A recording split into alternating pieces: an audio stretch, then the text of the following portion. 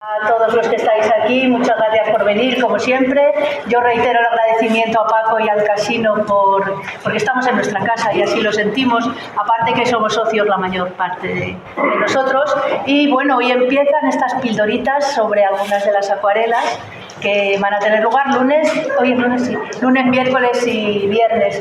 Hoy le toca el turno a Juan Antonio Frías Corsino, que lo tenemos aquí, que nos va a hablar del navazo. Como él ha escrito los textos de la acuarela, a Paula la conocéis todos ya, es la gran pintora, que además, bueno, y pianista, y un montón de cosas artísticas muy interesantes. Y nada, yo creo que lo mejor es que no entretengamos más y que Juan Antonio luego va a intervenir también Paula y también Iván Parro, que está ahí, porque aquí hay dos clases de textos, los históricos y los literarios. Los literarios, por cuestiones de espacio, no está la cartela aquí, solo están los históricos. Pero, pues, así vamos a tener oportunidad de conocer dos de ellos. Y, bueno, supongo que lo sabéis todos, pero se puede descargar uno gratis, el catálogo de nuestra web. Y ya está, ya funciona bien. Y nada más, pues... Juan Antonio, a la palestra. Vamos, voy a empezar. Vale, yo, vale. sí. Pues Gracias, bien. Pepa. Estupendo. Pues muchas gracias. Bueno, como ha dicho Pepa, hay dos tipos de textos y bueno, me propusieron que si yo quería hacer el texto que es más un relato poético, por así decirlo, del navazo, dado mi conexión sentimental con el edificio. Y bueno, me atreví, no sé cómo, pero me atreví. Entonces, bueno, voy a leer lo que escribí. ¿Vienes a dar un paseo conmigo? Si quieres, cierra los ojos y párate a oler, a escuchar y a imaginar el recorrido.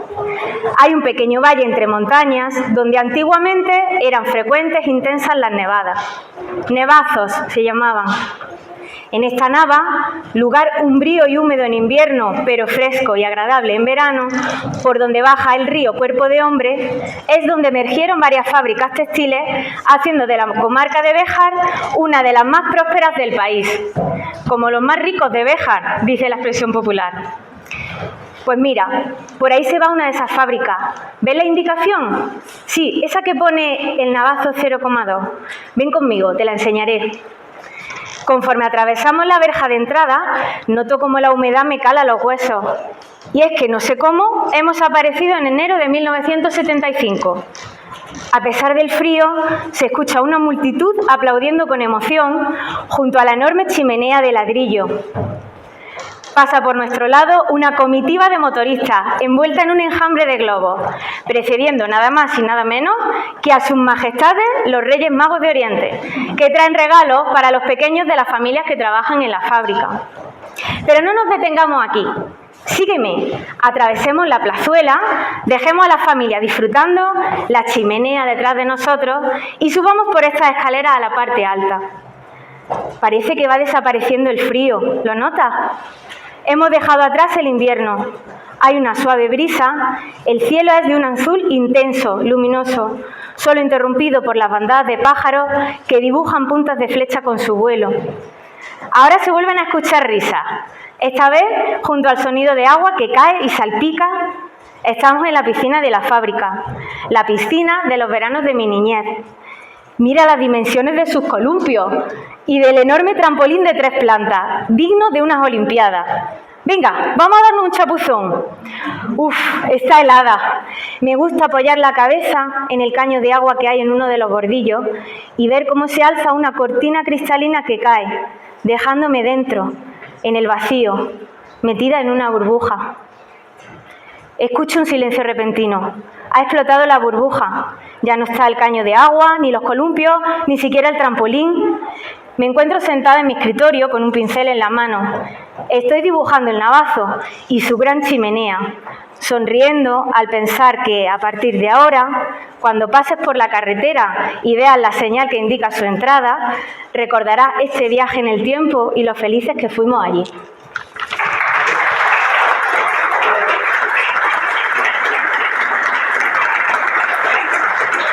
Y ahora doy paso a Juan Antonio que nos ilustre.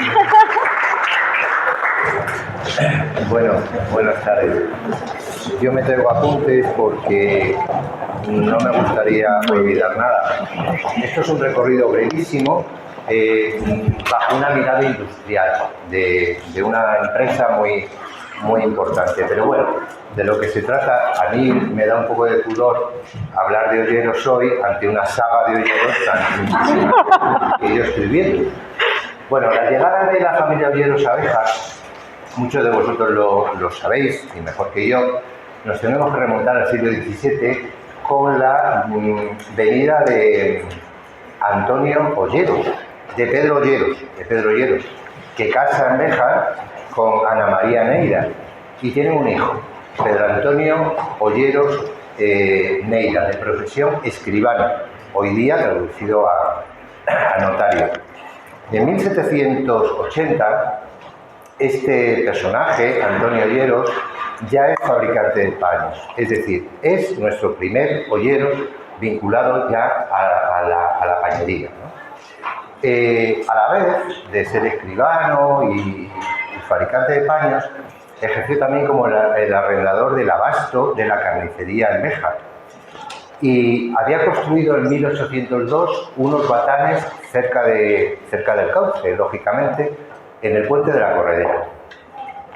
¿Dónde estaba instalada su fábrica? No lo sabemos hasta el momento, pero bueno.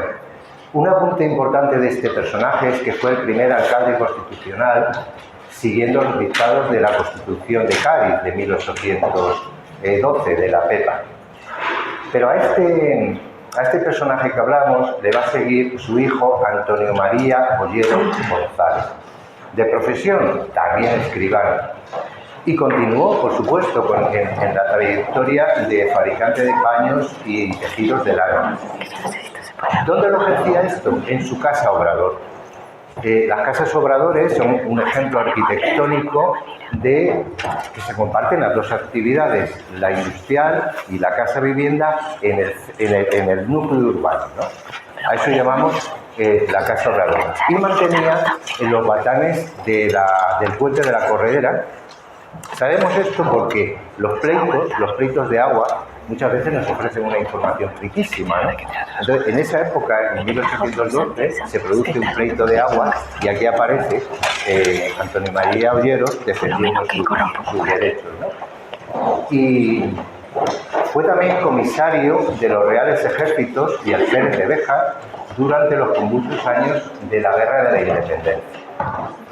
Y ahora va a aparecer, junto a su padre, que acabamos de hablar, de Antonio María Olleros González, Anselmo Olleros Pérez. Anselmo Olleros Pérez, bajo mi punto de vista, va a ser el gran impulsor de la industria y el creador del navajo. Anselmo Olleros constituye con su padre en 1832, a una edad muy temprana, con 24 años, constituyen ya una sociedad para explotar la variante textil. Y este joven de 24 años, como os estoy diciendo, será la persona que va a dar el impulso a la fábrica y en ese periodo se va a constituir la compra de las distintas propiedades que luego van a componer el gran predio del Navazo, entre 1836 y 1838. Formando un conjunto industrial, evidentemente, ¿no? Y allí se va a construir todo lo que hemos conocido y lo que todavía podemos ver en Navazo. Con una arquitectura bajo una arquitectura modesta, pero una arquitectura industrial de pisos. Esto es muy importante. Esto es muy importante porque a partir de 1824 se va a producir en Béjar un hecho trascendental. Cumplimos 200 años este año de la implantación de la mecanización que la gran revolución industrial nos había traído. Y Anselmo Olleros va a ser un hito importante en ese momento. Pero Anselmo, cuando compra el Navazo, también tiene que construir el camino, es decir, la carretera actual. La carretera actual que muchos tiempos después sus descendientes pues la cedieron, ¿no?, a obras públicas o al urbanismo, como se llamara entonces. Pero tuvo que construir el camino para llegar a Navazo. Bien, ¿qué va a componer ya ese conjunto industrial de edificios de Navazo en 1836 y 38? Pues un edificio de batanes, 2 edificios de máquinas, que en escrituras antiguas las denominan máquina vieja y máquina nueva, una nave de telares, un tinte, un lavadero, un apartadero de lanas y una casa habitación, porque él y su familia vivían allí con su esposa Petra Mansilla y sus numerosos 12 hijos. Por eso no es extraño que la saga Ollero sea tan extensa. Pero vamos a destacar sobre esta figura porque conoció muchísimo antes que Ezequiel Illán, que en 1851 había viajado a Londres a la exposición internacional en busca de los nuevos conocimientos.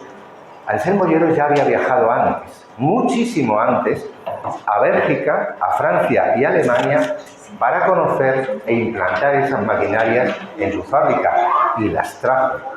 Tengo esto y no me estoy dando cuenta que tenía que haber pasado. Ese es nuestro Anselmo Ollero. Voy a utilizar unas imágenes para humanizar esta intervención. Ya que tenemos las imágenes, pues les vamos a poner cara. Este es de quien estoy hablando, Anselmo Olleros Gómez. Como os digo, viajó muchísimo antes a estos países y fruto de eso, trajo a su fábrica, esto es una de las máquinas que trajo entonces, para implantar lo que os estoy diciendo, ¿no? La nueva tecnología que la revolución industrial nos estaba ya ofreciendo, con cargas de mecha continua, con máquinas de hilar, con telares de liso y de labrado, batanes continuos, perchas, tundidoras transversales, con las cuales tuvo ahí un pequeño problema, que en 1843, lo digo como anécdota, le pararon en la aduana de Santander la importación de la maquinaria, porque no sabían qué arancel le tenían que aplicar. Bueno, hay un pequeño, como pequeña anécdota, ¿no? Y bueno, todo su conjunto industrial estaba compuesto también por prensa, por lustradoras de vapor y con otros artefactos. Y todo eso ya movido por ruedas hidráulicas. Ruedas hidráulicas, que era el motor energético que en ese momento había. Este personaje tan interesante no solo abarcó el textil potentemente, ¿no? Puso en marcha también una fábrica de chocolate. Instaló un molino harinero, este que estáis viendo, en la parte baja del predio del Navazo, que luego, muchos años después, le siguió explotando su yerno Bonifacio Rodríguez. Pero la implantación de este molino harinero es iniciativa de Anselmo Olleros Pérez. No cortó con eso, también estuvo interesado en la subasta de arrendamiento de la fábrica de papel continuo Santa Bárbara, que está más arriba del predio del Navazo. Esa fábrica en 1850 entró en concurso de acreedores y salió a subasta pública, ¿no? Él estaba el segundo, se la quitó un prestamista importante de Abadía, pero estaba interesado también en la fábrica de papel continuo.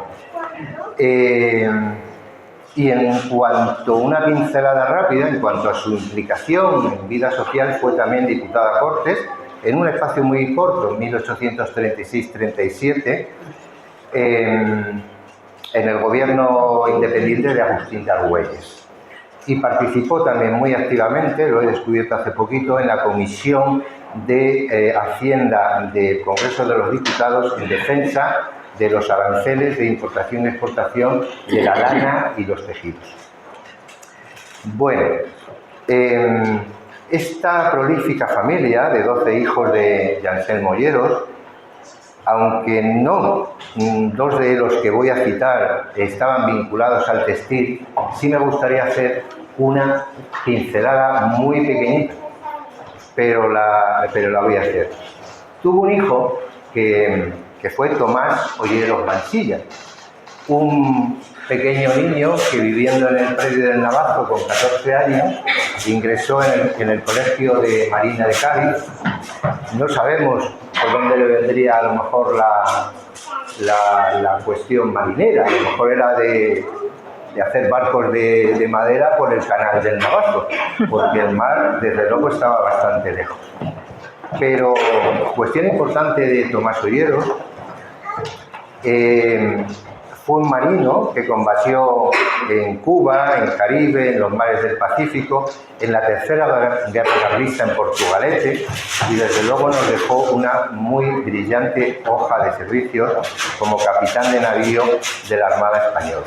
Sobre este personaje, el Centro de Estudios Bejaranos, hace mucho publicamos este libro que contiene la biografía que escribió Manuel Ollero González de Eiris, que era sobrino nieto de él, pero en este caso la publicamos con un estudio histórico previo de una persona conocida por Tomás Olleros Izar, y nos dio este resultado. Un magnífico trabajo que lo sepáis, que está puesto en valor bajo este prisma publicado. Luego otro hijo que tuvo también Anselmo, que fue segundo, dedicado al textil, pero no vinculado con el Navazo. Fue una persona falleció muy pronto, pero fue representante de la Compañía de Ferrocarriles del Oeste en todo el periodo que duró la obra, hasta que llegó el ferrocarril. Él está ya documentado entre 1885 y el ferrocarril viene 10 o 12 años después. Él era el representante de la compañía en Béjar. Y luego tuvo otro hijo, también con una vida destacada e interesante, que fue Luis. Perdonad, se me va a pasar los retratos. Este era Tomás Olleros Mansilla, y este es segundo, del que estoy hablando, ¿no? También industrial, y como os he dicho. Segundo también estuvo vinculado a la actividad política social de Béjar, porque fue teniente de alcalde y participó muy activamente en la comisión de la Escuela de Artes y Oficios. Y luego Luis, que va a ser este personaje, tuvo una vida política y diplomática que le llevó a Madrid porque fue el representante de la Junta Revolucionaria de los hechos del 68, de la Gloriosa. Y en Madrid fue el interlocutor en los procesos con Sagasta y con Prim. Y a partir de ahí, pues fue, yo creo que su lanzamiento hacia la vida diplomática, que terminó en Badajoz como cónsul de Francia en España. Pero regresamos a la parte industrial de Olleros. Este era otro hermano, del cual no sabemos, este era... bien, este es el continuador de su padre, hijo de Anselmo, y este es Ramón Olleros Mansilla. Ramón Olleros mantuvo la actividad durante un largo tiempo y ¿qué va a hacer? Un hecho significativo que va a implantar en el Navazo de manera bastante temprana, que es la implantación de una turbina hidráulica. Ramón Olleros y su madre, que era una sociedad vinculada, compran a la Casa Planas la turbina número 68, concretamente en 1867. Hablar de esta fecha en Béjar, sobre la implantación de las turbinas hidráulicas, la podemos conceptuar como temprana, porque muchísimos años después, hasta 1780 y 1790, en ampliaciones que se van haciendo, siguen incorporando ruedas hidráulicas, no incorporan turbinas. Hombre, era un activo que valía mucho dinero, evidentemente. Pero esto lo hace precisamente Ramón en el Navazo, como dice en la carta que le presenta a la Casa Planas de Barcelona, para lograr una mayor fuerza efectiva y un movimiento regular de la maquinaria. ¿Quién va a continuar? Esa es su mujer. También teníamos un retrato, son unos magníficos retratos de Julio Romero de Torres. Este retrato, ese fondo que se ve atrás, no sé si se distingue porque hay mucha luz, pues es el Batán de arriba, Navahonda y el fondo de la sierra. ¿Quién va a continuar en esta fase después de Ramón? Pues los hijos de Ramón, es decir, Anselmo, Ramón y Jerónimo. Hay tres nombres que en esta saga se repiten constantemente, que es Ramón, Anselmo, ¿cuál otro, Carmen? No me lo recuerdas. Bueno, pues van a continuar sus hijos Anselmo, Ramón y Jerónimo, que en 1912 van a construir una central eléctrica. Es decir, esa primera turbina que había incorporado su padre, van a construir un edificio nuevo con una turbina de mayor potencia, porque además la fábrica crecía, ¿no? Crecía y en 1915 van a instalar un lavadero de sistema de Leviatán, porque en Béjar había un estrangulamiento importante en esa fase textil, en el lavado. Había aparecido la Estambrera, una sociedad que había constituido García Cascón y Redondo, pero quedaba excesivamente corta. Y serán estos hermanos Olleros los que implantarán el lavadero del sistema Leviatán en el lavado. Pero es más, ellos van a seguir manteniendo la fábrica de paños.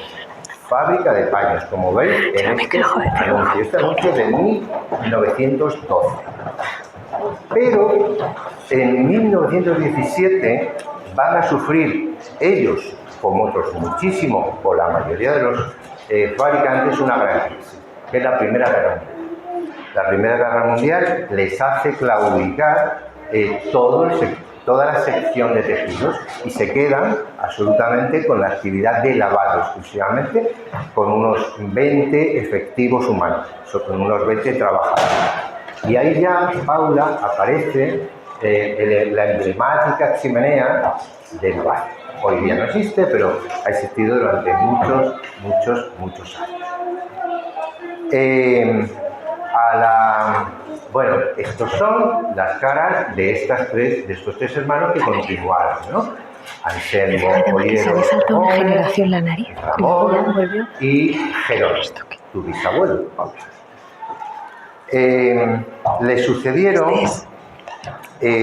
sus hijos, como os acabo de decir, pero van a ser Anselmo y Jerónimo los que en 1950 le van a dar, los hijos estoy diciendo de Anselmo y Jerónimo, los que le van a dar el mayor calado y el mayor desarrollo a Navarra. ¿Por qué? Pues seguramente aprovechando las sinergias del desarrollismo industrial de posguerra, y va a ser cuando se van a construir las grandes edificaciones de Navarro. Se van a seguir respetando la inmensa mayoría de ellas, pero con una parte absolutamente nueva, donde se van a instalar nuevas instalaciones y nueva tecnología puntera para el momento, sobre el lavado de lanas, tintes, aprestos y acabados. Va a ser toda la fase industrial, a las fases industriales a las que Navarro se va a dedicar. Estoy hablando en ese momento, en 1950, con 180 trabajadores. Este proceso lo encabezó Ramón Ollero Gregorio, también recordado alcalde de Béjar.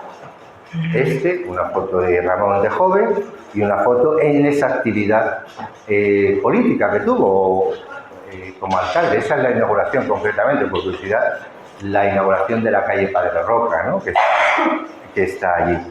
Bueno, pues, como os estoy diciendo, pero va a avanzar el tiempo y en 1973 se va a construir una gran nave de 6.000 metros cuadrados, bajo el diseño de un ingeniero catalán, José Torrella, y dando cabida, pues efectivamente, a maquinaria muchísimo más avanzada, muchísimo más moderna, y siendo uno de los conjuntos industriales más importantes del enclave bejarano y salmantino, acercándose casi a 300 empleados. Pero la historia del Navazo no la quiero solamente reducir puramente a los hechos económicos e industriales.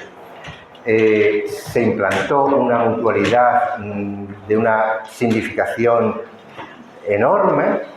Tenía comedor para trabajadores, una biblioteca, tenía una piscina, realizaban muchísimas excursiones, vacaciones de residencia, fiestas recreativas, exposiciones de arte y manualidades, cabalgatas de reyes, a esas que tú recuerdas, Paula.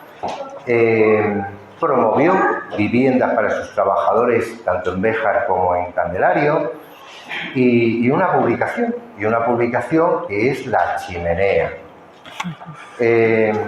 La única empresa que tuvo esta iniciativa y que la mantuvo desde 1958 hasta 1982.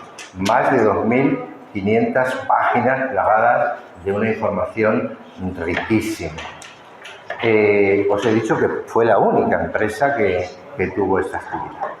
Steam Navazo, Sociedad Anónima, ex NASA, fue distinguida, una vista aérea del conjunto, fue distinguida y reconocida como empresa modelo por el Instituto Nacional de Previsión de la Seguridad Social y fue distinguida al mérito empresarial en 1974 por el Ministerio de Planificación y Desarrollo, además de otras. Finalizó su ciclo económico en 2017, después de 217 años, y hasta aquí lo único que me queda es reconocer y reconocemos a todos los actores del proyecto Navazo durante esos 217 años. Y hasta aquí mi intervención.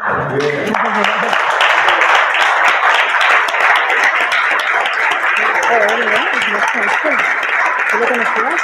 Lo conocí ahora, es simpaticísimo y está entregadísimo al Navazo, ¿sí?